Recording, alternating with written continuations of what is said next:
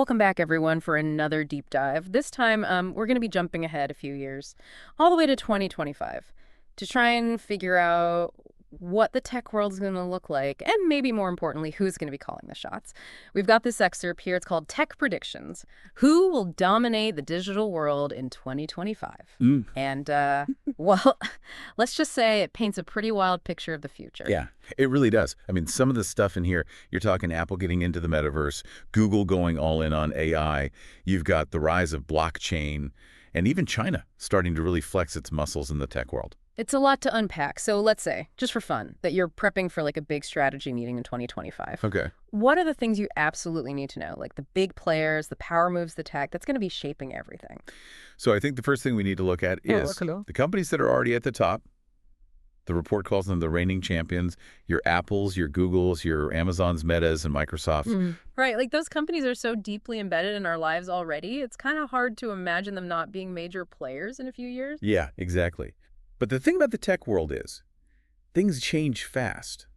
So the real question is, how are these giants adapting to stay ahead of the curve? What's the report say about their strategies? Well, let's start with Apple. Obviously, they're known for their hardware, right? The iPhones, Macs, Apple Watches, all that sleek design, seamless user experience. But that's not necessarily enough to guarantee their future. Exactly. The report suggests that. A lot's going to depend on how they navigate the world of AR and VR. You think Apple glasses are going to be like, the next iPhone? That's what they're betting on. Mm. And it makes sense when you think about the metaverse. If Apple can create a truly compelling AR/VR experience, they could be sitting on a gold mine. Okay, so Apple's going after the metaverse. What about Google? They're already pretty dominant with search advertising, cloud computing. Oh yeah, they're a powerhouse for sure. Yeah. But this report says their real focus is going to be on AI and quantum computing. Quantum compute. Yeah. Computers that use quantum mechanics to solve crazy complex problems. The kind of stuff that would take our normal computers like centuries to figure out. Wow. Okay. And Google's actually investing in this. Heavily. Especially when it comes to self-driving cars. They've got this company called Waymo that's doing some really cutting-edge stuff. So basically, Google's playing the long game here. But is it going to pay off? That's the billion-dollar question, isn't it? I mean, there's always a chance someone else could come along and disrupt everything. Okay, well, speaking of disruptors, what about Amazon? It feels like they're already involved in everything. And it sounds like they're just getting started. What else are they cooking up? Well, the report talks about drone deliveries becoming commonplace, Amazon potentially getting into healthcare, even a future where our entire homes are run by Amazon's smart technology. Oh, wow. Okay, so Amazon's basically taking over the world. What about Meta? Last I heard, Zuckerberg was all in on the metaverse. Yeah, he's still obsessed with that. They're pouring tons of money into their Oculus VR headsets, trying to build this whole digital reality where we socialize workshop, all in virtual spaces. So it's like Ready Player One, but in real life. Pretty much. Oh. And if they can pull it off, Meta could become the gatekeeper to this whole new world. It's kind of mind-blowing to think about. Speaking of empires, though, Microsoft's doing pretty well for themselves, too. I mean, you've got their enterprise software like Microsoft 365, and they're kind of a gaming juggernaut now. Oh, yeah. With Xbox and their acquisition of ZeniMax Media, they've got some huge gaming studios under their belt now, like Bethesda. And they're not ignoring AI and the cloud either. Their Azure platform is a major player in that space. So they're basically covering all the bases, work and play. What's the report's take on Microsoft? Well, they definitely have the resources and the ambition. But here's the thing. No matter how dominant these giants seem, the history of tech is full of stories about companies that were seemingly untouchable until they weren't. So you're saying there's a chance these big players could get knocked off their throne? Absolutely. Okay, now this is getting interesting. Who are these potential disruptors we should be keeping an eye on? The report highlights three main forces that could shake things up. First, you've got AI and automation. Then there's blockchain and DeFi. And of course, we've got the metaverse. Let's break those down. Starting with AI and automation. I mean, that seems like it has the potential to change pretty much every industry. Oh, for sure. We're talking about algorithms that can personalize education, predict supply chain disruptions, automate tasks that used to require human intelligence. The possibilities are endless. So this is where those startups come in, the ones that are developing the cutting-edge AI tools. Exactly. The report even specifically mentions OpenAI as a company to watch. So you're saying some small, agile AI company could be the next Google? It's not out of the realm of possibility. Mm. I mean, they could be the ones who come up with a technology that solves some major global problem. Or maybe they just create the next addictive game. Either way, they could be the ones calling the shots. All right, so that's AI. What about blockchain and DeFi? Most people just think of cryptocurrency when they hear those terms. Yeah, but it goes way beyond that. Yeah. Blockchain is really about decentralization. It's about moving power away from those big institutions Sure. and putting it back in the hands of individuals. So we're talking about things like dApps, smart contracts, Web 3.0. Exactly. It's a whole new way of thinking about trust and control online. So blockchain could actually give us more ownership over our data and finances. Potentially, yes. It's still early days, but that's the promise. Okay, and then last but not least, we've got the metaverse. We've already talked about Meta's plans, but they're not the only ones in the game, right? Definitely not. Mm-hmm. Microsoft's got their Mesh platform, and you've got gaming companies like Epic Games and Unity, all building their own versions of the metaverse. So it's like this wild west of virtual worlds, where anyone could become the next big thing. It really is. It's one of the most exciting and unpredictable areas of tech right now. It's all incredibly fascinating. But before we get too caught up in the tech itself, the report brings up something we can't ignore. The real-world factors that are going to shape all of this, things like politics and regulations. Right. Technology doesn't exist in a vacuum. So we have to consider how governments are going to react to all these advancements. Well, are we talking about governments potentially stepping in and setting limits on what tech companies can do? Absolutely.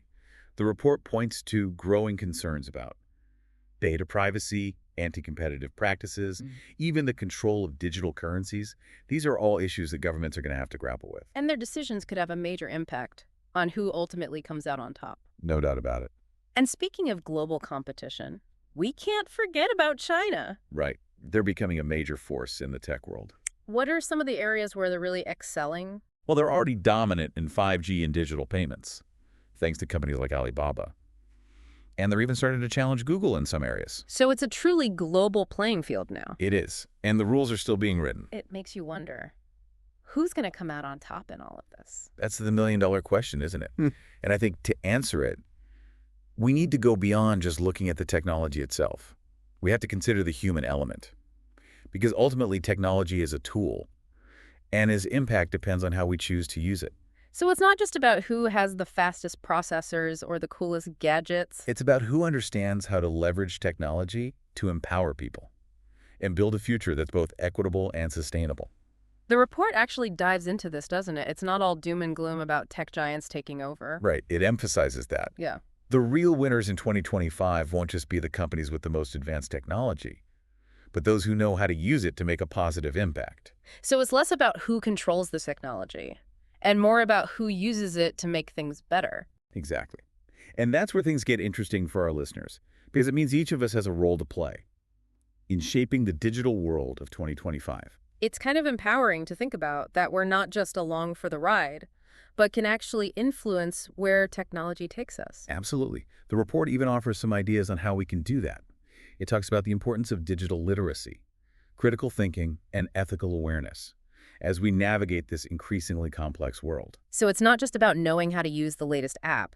It's about being able to look at the information we find online with a critical eye. Right, to understand the potential biases and agendas at play, and to think about the ethical implications of the technology we use, everything from data privacy to the environmental impact of our digital habits. It's a lot to think about, but it seems crucial if we want to make sure technology serves us, not the other way around. I completely agree. And that brings us to one of the key takeaways from this report. It's not enough to simply predict the future of technology. We have to be active participants in shaping it.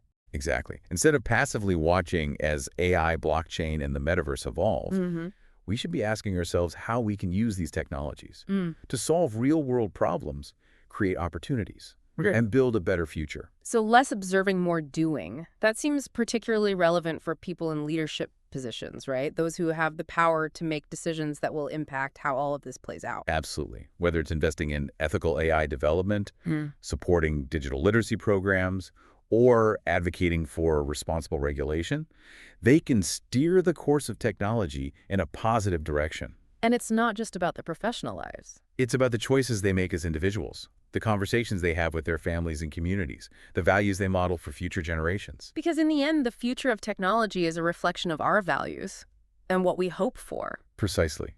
If we want a future where technology helps us connect with each other and makes our lives better, then we have to make choices today that reflect those aspirations. The report actually poses a really profound question at the end, doesn't it? It asks, what kind of future do we want to create?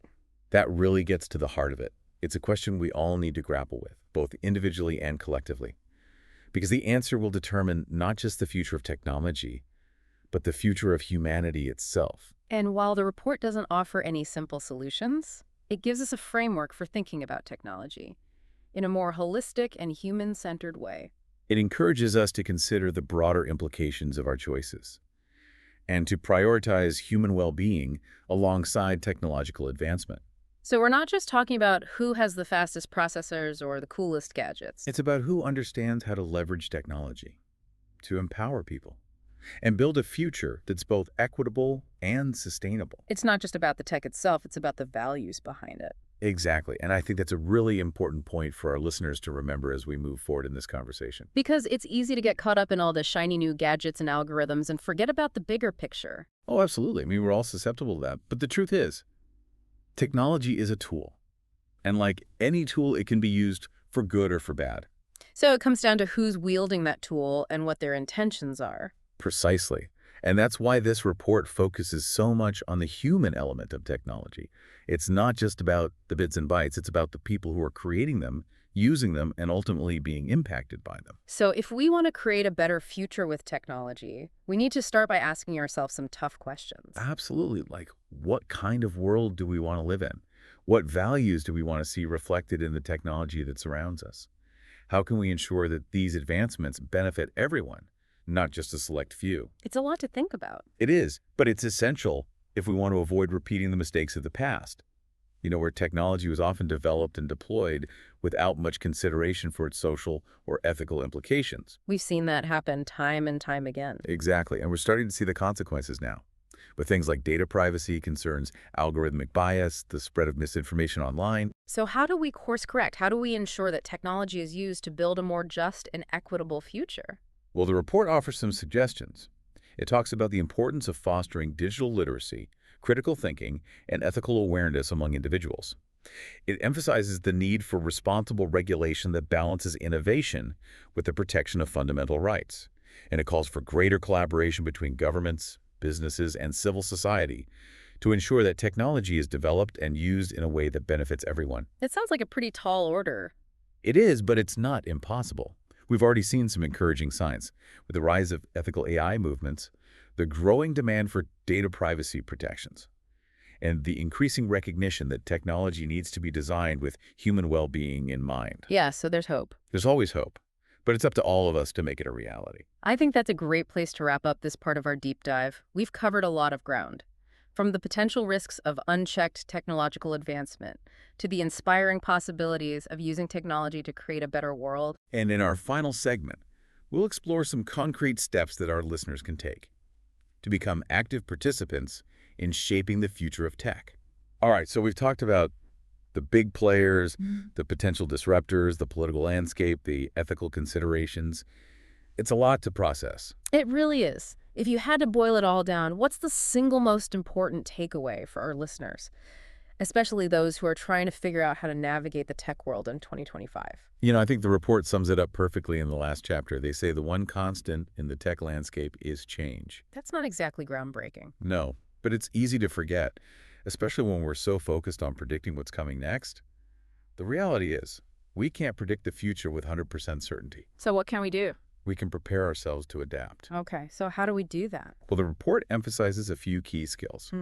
First and foremost is a commitment to lifelong learning. That makes sense. I mean, with technology evolving so rapidly, we can't just rely on what we learned in school or even a few years ago. Exactly. We have to constantly be updating our knowledge and skills. So it's about being comfortable with being a beginner again and again. Exactly. And that ties into the second skill the report highlights, which is adaptability. The ability to roll with the punches and embrace change. Exactly.